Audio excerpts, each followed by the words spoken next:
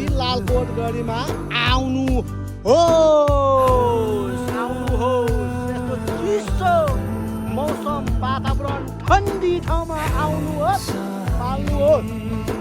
Welcome छ सम्पूर्ण मित्रजनहरूलाई welcome छ।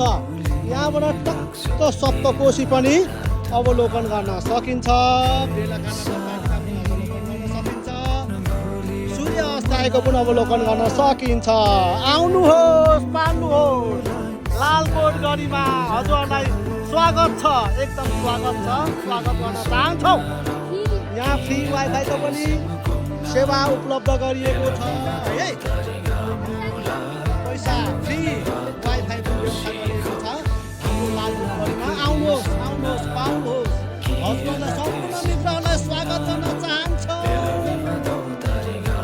यहाँबाट टक्क हेर्नुहोस् त, यस्तो भ्यू पोइन्ट देख्न सकिन्छ। यहाँबाट सर्लक्क लिएर मधेसको फाँटहरू पनि, तराईको फाँटहरू पनि अवलोकन गर्न सकिन्छ। रात परेको हुँदाले सप्तकोशी अलिक मधुरो देखिरहेको छ। हेर्नुहोस् पहाडको वरिपरि लालकोट गढी एकदम भाइरल प्लेस।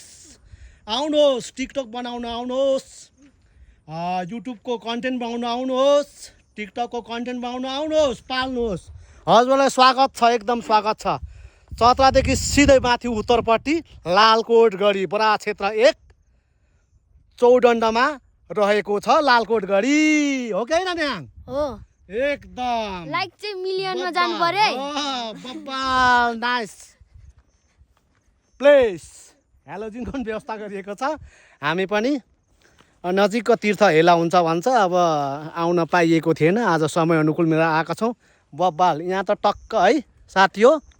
के भन्ने, हजुरलाई म भोलि पर्सि अर्को भिडियोमा भन्ने छु। टक्क लिएर आउने होइन, बेलुका साँझ पख टक्कसँगले चिसो मौसममा चट्टसँगले यहाँ पिकनिक खान पनि एकदम उपयुक्त ठाउँ छ। खाँदै बस्ने खालको ठाउँ क्या, टक्क है।